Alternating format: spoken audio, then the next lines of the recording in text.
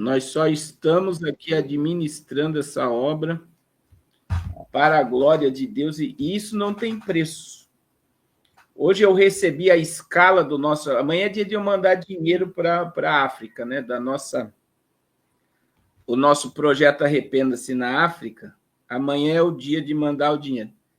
Aí eu vi hoje, a gente tem o grupo dos pastores, e é lindo, irmãos. Eles hoje mandando eles têm a escala, né, de quem vai fazer o evento no sábado. E é tremendo, porque a gente vê que deu uma andada o trabalho na África também.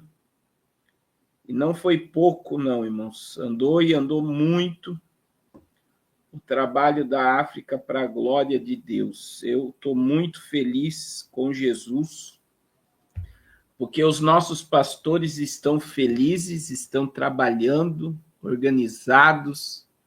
Nós iremos fazer 3 cruzadas, que eu sei que vai ficar marcado na nossa vida e na vida do povo, que vai receber a palavra.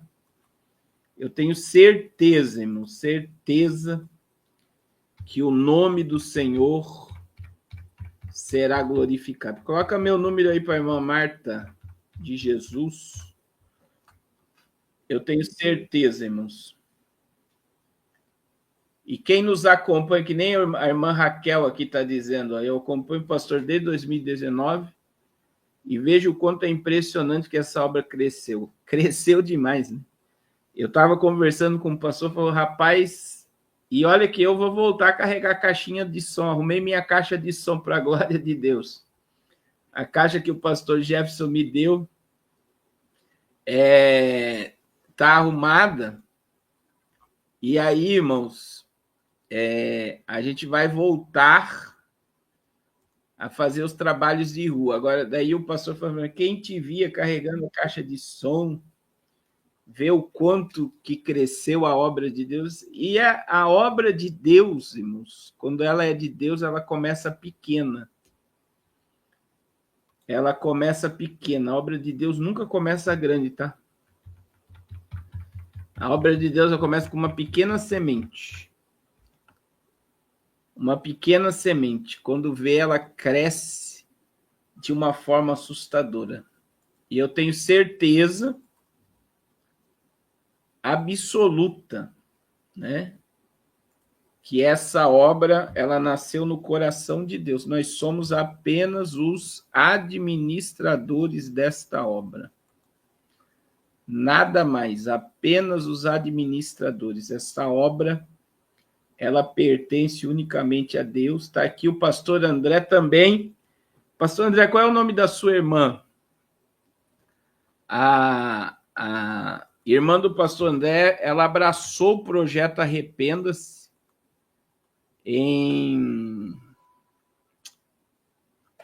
ela abraçou o projeto Arrependa-se lá em Belém,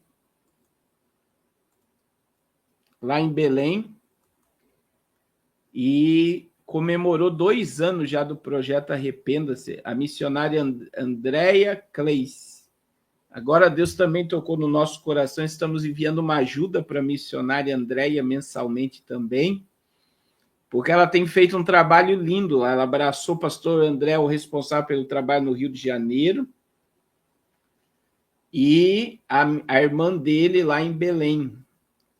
E ela mandou as fotos, né, do 2º ano, fez festa, 2º ano do projeto Arrependa-se, em Belém. Tremendo. Quem não vê Deus nessa obra, eu acho tremendo, irmãos.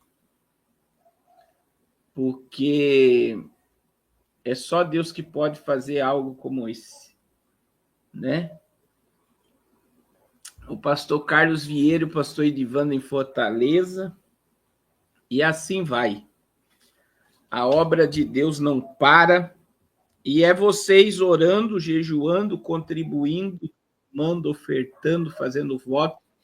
E eu repito, se você tem uma causa na justiça, Se você tem uma causa na justiça e esta causa, né? Esta causa está travada, faça um propósito com Deus, ligue a sua causa ao projeto Arrependa-se, fale com Deus, Senhor, se o Senhor me der essa vitória, eu vou ofertar no projeto Arrependa-se e nós vamos estar orando e o milagre vai acontecer. Irmão, só vou mostrar aqui para vocês rapidamente, ó. Isso aqui foi fim de semana agora na Angola. Olha que coisa mais linda.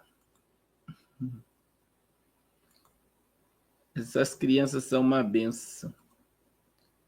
Olha só, as crianças evangelizando, olha só, trabalhando trabalho de rua. Aqui também é o trabalho do pastor. Sempre as crianças estão com pratos, já estão a comer. Está a cuiar ou não está a cuiar? Está a cuiar. Falam obrigado, arrepende-se. Olha, a comida já chegou no prato das crianças, pastor Carlos. O trabalho está a ser feito, que Deus seja louvado. Embora que hoje temos a cerca de 100 e tal crianças, mas dá para gerir. Que Deus seja louvado. Aí os outros já estão ali na fila, porque as panelas estão lá dentro, então já estão a comer, a guardar agora. Olha que coisa mais linda, irmãos. Mais de 100 crianças. Aqui são 2 igrejas, 3 igrejas fizeram trabalho. Ó. Aqui é outra igreja, eles fizeram evangelismo, ó, e fizeram o trabalho com as crianças. E aqui é outra igreja que fez trabalho com as crianças também. E todas as crianças que participam recebem a palavra de Deus. E o mais importante, irmãos, junto com a palavra, o mais importante é a palavra de Deus. Elas recebem um prato de alimento.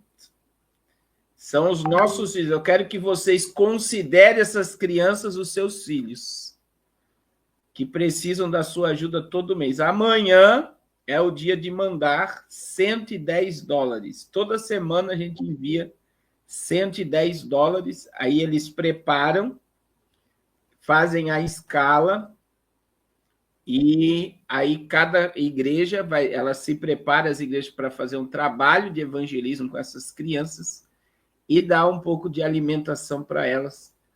E, para a glória de Deus, irmãos, a gente está aí alguns meses já nessa pegada e nunca faltou.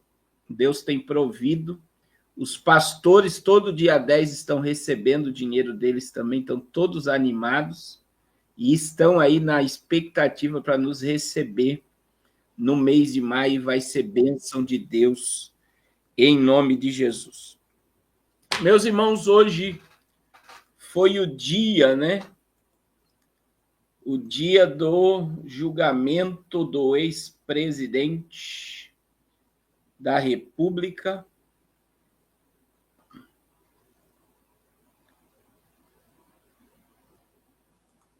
E aí a gente vê aí que foi um dia de muitas narrativas, muitas verdades, né, sendo falada, mas é um paredão que se formou, né? E aí para a mídia,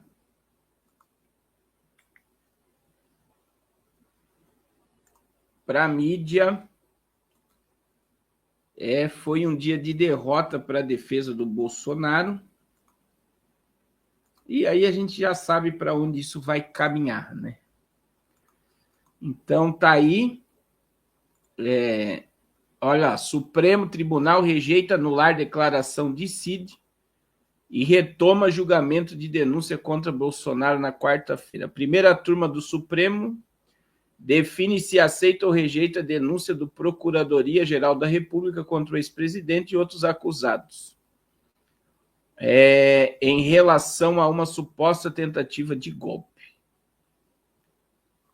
E aí a gente está vendo aí, olha aí, as mídias de esquerda estão surfando na onda. Olha aí, Toledo, primeiro dia de julgamento, Supremo, o Supremo Tribunal Federal é de derrota para a defesa de Bolsonaro. O primeiro dia de julgamento, o Supremo Tribunal Federal foi de derrota para a defesa do ex-presidente de aliados, avaliou o colunista José Roberto. De fato, foi um veraneio, né? Eu fiz aqui um placar de 11-0 da Procuradoria contra a defesa. Foram 11 preliminares julgadas, a maioria por 5-0. Então, o primeiro dia foi de derrota para as defesas de Bolsonaro e aliados, não só pelos placares, mas pela celeridade na qual os ministros julgam, né? E aí vem a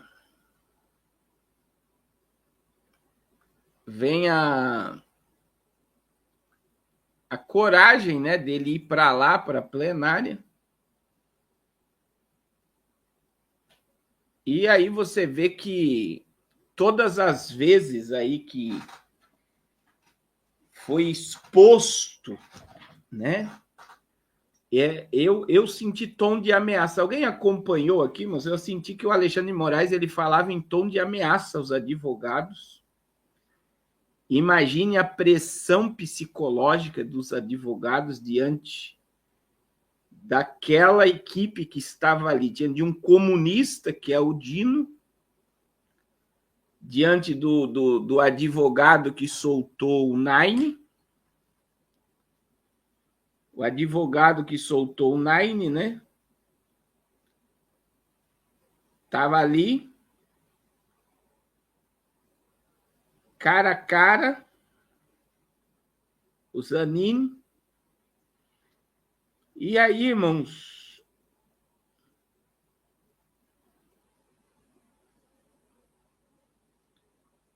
eu quero perguntar aqui, vocês acham que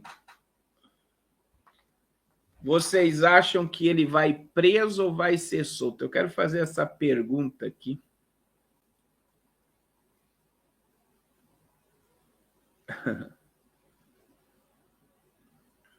Vocês acham que ele vai preso? Irmão Lúcio está dizendo que acha que ele vai preso. O irmão Lucas também está achando que ele vai preso. A irmã Márcia quer um teatro.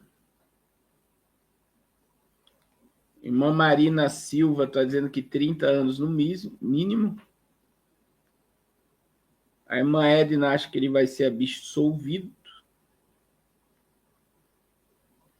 Eu ouvi um amigo meu hoje, né, conversando comigo, falou que a esquerda quer que o Bolsonaro tenha o mesmo título do Lula, de ex-presidiário. Só que a diferença, irmãos, a diferença é que se Bolsonaro for preso, ele não consegue sair como Lula. Porque o Lula tinha os ministros que trabalhavam para ele, né? Agora, a minha visão sobre isso, irmãos, que cabe recurso diante da decisão, eu não acredito que eles vão colocar algema nele e prendê-lo, tá? Não é bem assim, né? E a gente vê uma fala, tem uma fala que me chamou muito a atenção,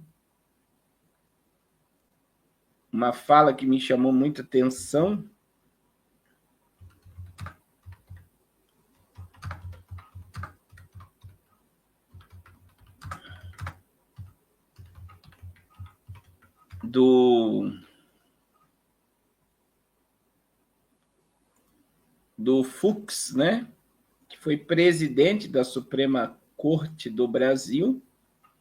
Eu não sei o que deu no Fux. Ele fala que é totalmente ilegal o Supremo julgar um ex-presidente. E olha lá, ó, Fux diverge da turma e entende que denúncia de golpe deve ser julgada na plenária do Supremo. Apesar da posição de Fux, a maioria da primeira turma e outros 4 ministros da turma votam para manter o julgamento da denúncia no colegiado. O ministro Luiz Fux divergiu dos colegas da primeira turma nessa terça-feira. Afirmou que a denúncia apresentada pela Procuradoria-Geral da República contra o ex-presidente e aliados por Estado deveria ser analisada pela plenária da Corte, não por apenas uma das turmas. Para Fux, a gravidade da repercussão institucional do caso exige a apreciação pelo conjunto dos 11 ministros do Supremo Tribunal Federal, segundo o ministro. Trata-se de um episódio de ataque direto à ordem democrática e, portanto, o julgamento deve ocorrer no plenário para garantir a maior autoridade e legitimidade institucional da decisão.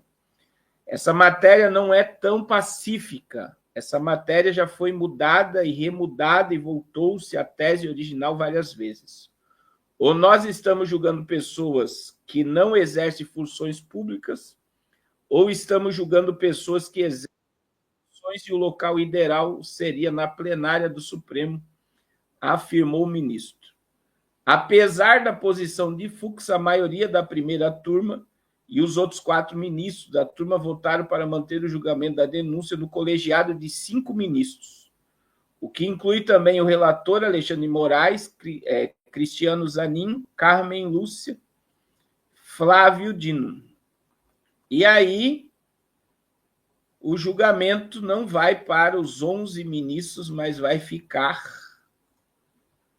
na mão dos 5 que vão, né, diante do cenário que foi alinhado hoje, a gente vê claramente, né,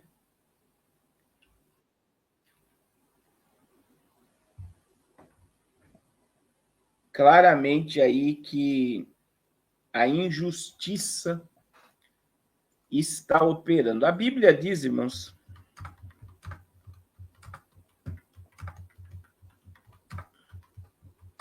a Bíblia diz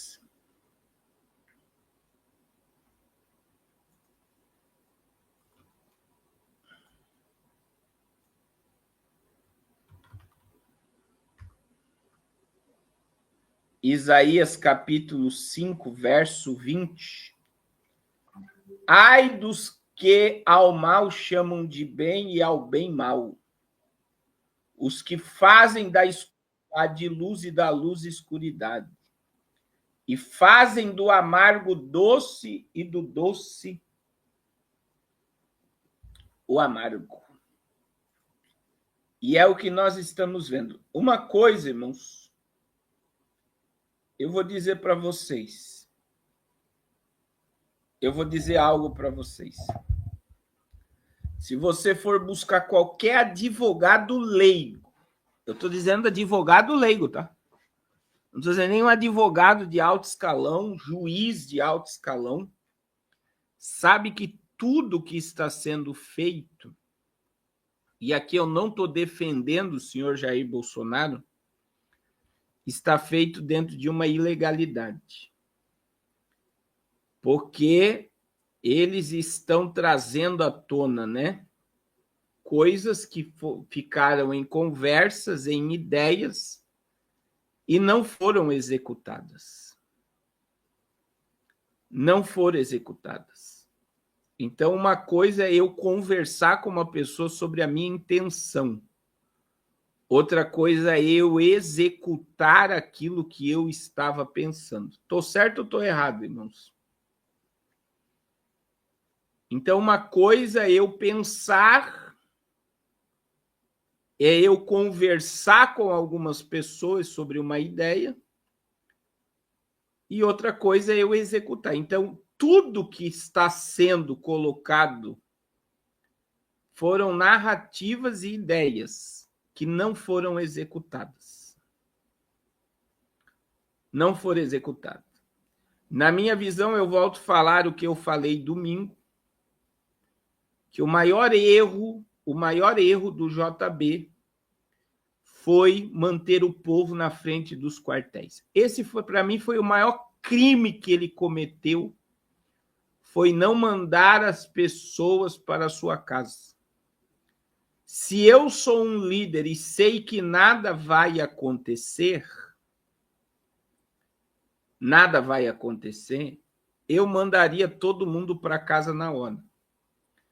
Então, talvez a permanência desse povo na frente dos quartéis do Brasil todo massagear o ego do ex-presidente ferido por ter sido tirado do poder. Mas então, quando você olha, eu não sei, eu tenho alguns advogados que me seguem aqui que podem falar.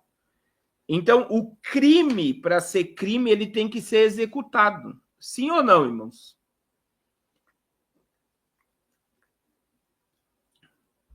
E não foi executado crime nenhum. Não foi executado crime nenhum.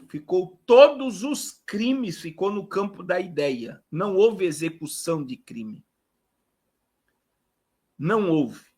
Agora, veja, e se você for olhar para o outro lado, né? E quem lembra aqui que a filha do JB foi xingada, fizeram a cabeça do JB de bola de futebol, colocaram ódio no coração das pessoas, né? Então, assim, eu digo para vocês que não há crime porque não houve execução do que ficou no campo da ideia. Então, assim, eu acredito e vou repetir, o maior crime que o ex-presidente cometeu foi manter as pessoas na frente do quartel. Esse, na minha visão, foi o maior crime, porque a esquerda se aproveitou dessa situação e levou o povo como ovelha para o matadouro. A ponto que foi varrido do mapa todos os vídeos. Você tem algum vídeo? Me diga se alguém aqui tem vídeo do dia 8 de janeiro. Quem tem e tentar compartilhar esse vídeo vai ficar seguro na hora, é capaz de desaparecer da tua linha do tempo. Eles varreram todo o conteúdo do dia 8.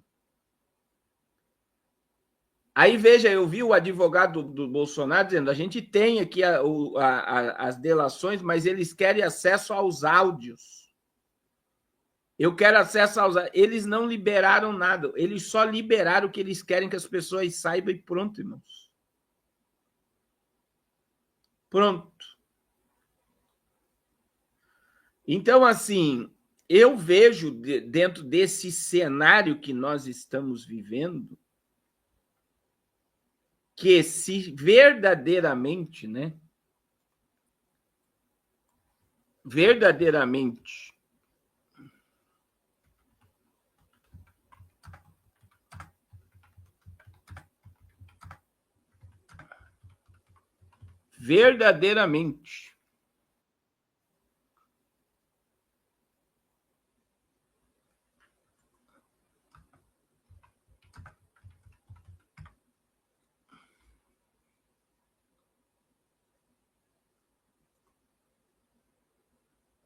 a gente vê isso acontecer, a gente vê que eles têm todas as narrativas, todo o sistema. Agora, irmãos, a gente teve um caso que foi o extremo, né? Que foi o ex-desembargador, né? Sebastião Coelho. Olha só, advogado grita e é detido por desacato durante julgamento sobre Bolsonaro. Sebastião Coelho, ex-desembargador, e defende Felipe Martins, ex-assessor de Bolsonaro. Ele é investigado pelo CNJ por suspeita de incitação a atos golpistas. Policiais judiciais detiveram nesta terça-feira o desembargador aposentado. Isso aqui só foi para assustar ele, tá? por um princípio de tumulto no julgamento da denúncia contra o ex-presidente e outros 7 por golpe de Estado, na primeira turma da Suprema Corte. Após o registro da ocorrência, Sebastião Coelho foi liberado.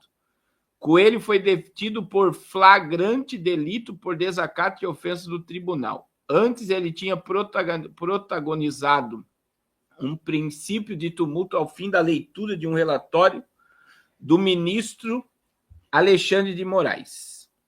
Então, ele é um ex-desembargador, né?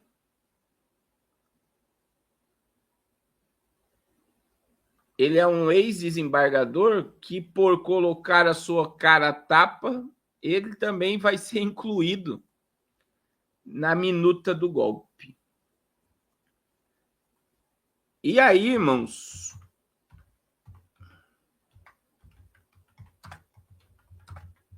vem a grande pergunta, né? Vem a grande pergunta.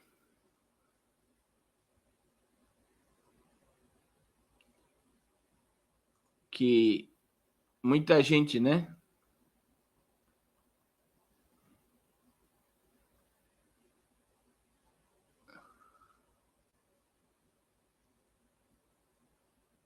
Que será que ele vai ser preso?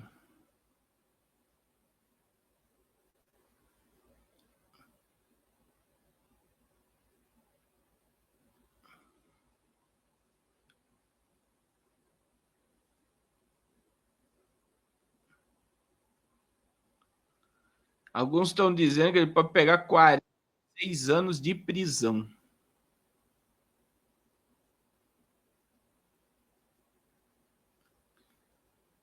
E aí, se ele for para a cadeia, né? Se ele for para a cadeia, se ele for para a cadeia, como é que vai ficar a direita no Brasil? Alguém pode me explicar aí?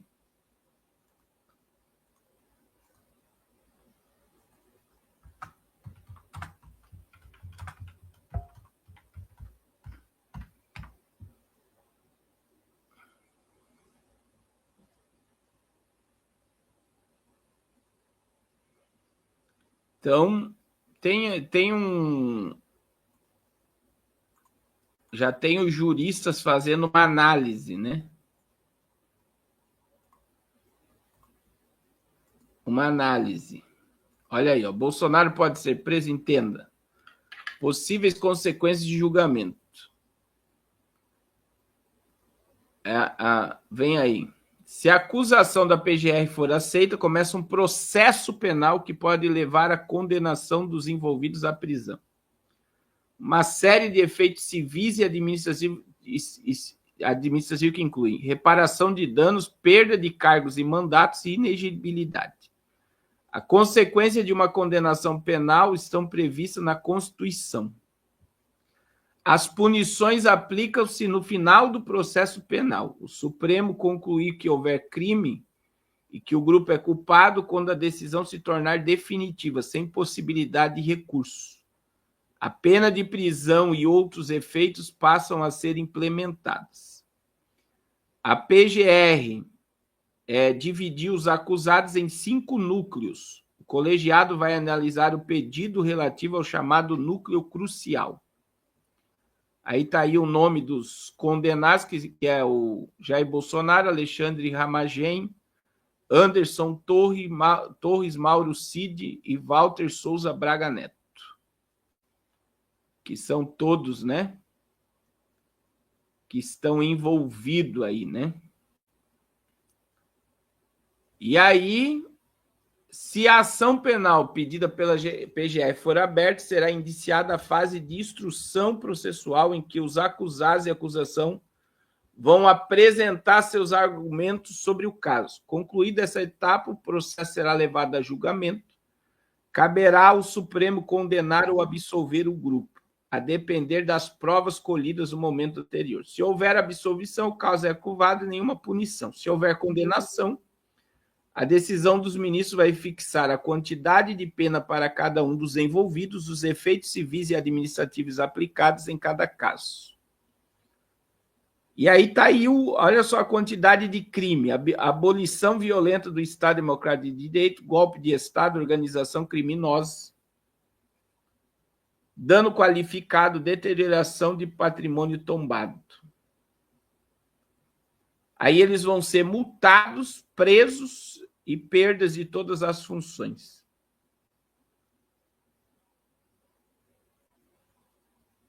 Aí, no caso dos militares, a lei da ficha limpa, com inexigibilidade por 8 anos, também será aplicada se eles forem declarados indignos ao oficialato, medida que faz com que percam os postos e patentes. Aí vai para o Supremo Tribunal Militar. Agora, irmãos, existe um grande problema aí, né? E qual é o grande problema? O grande problema é que a esquerda não perdoa, tá?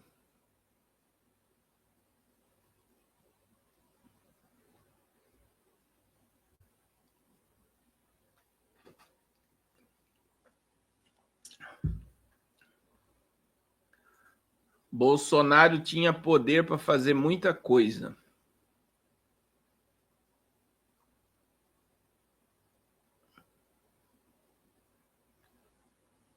Mas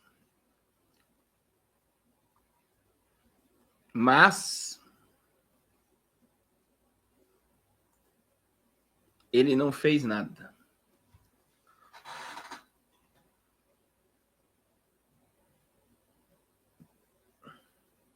Ele não fez nada. Então, assim, esquerda não perdoa, irmãos. E eles estão com a máquina, eles estão com a mídia, eles estão com a Suprema Corte. Veja que esses dias o Nine fez uma reunião com os ministros do Supremo.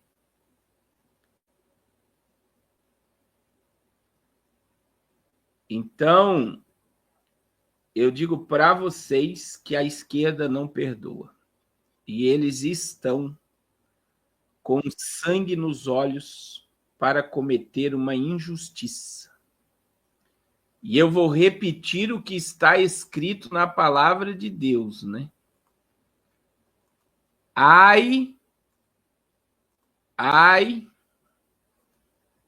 dos que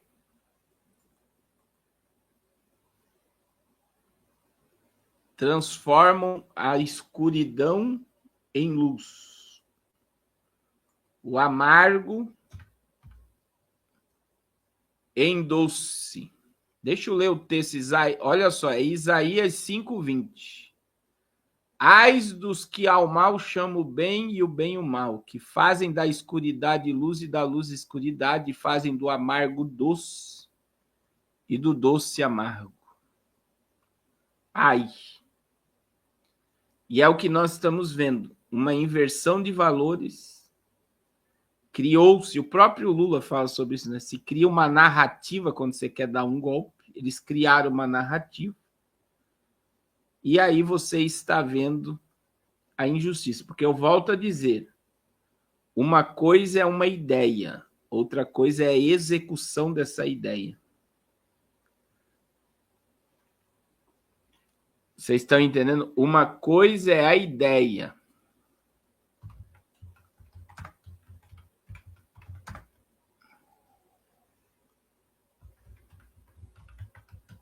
Outra coisa é a execução. Outra coisa é a execução. E você vê que o JB, eu não sei porque ele soltou isso essa semana, né?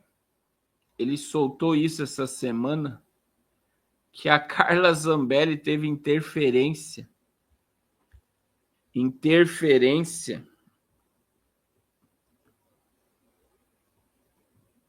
na perda de mandato dele. Eu achei interessante essa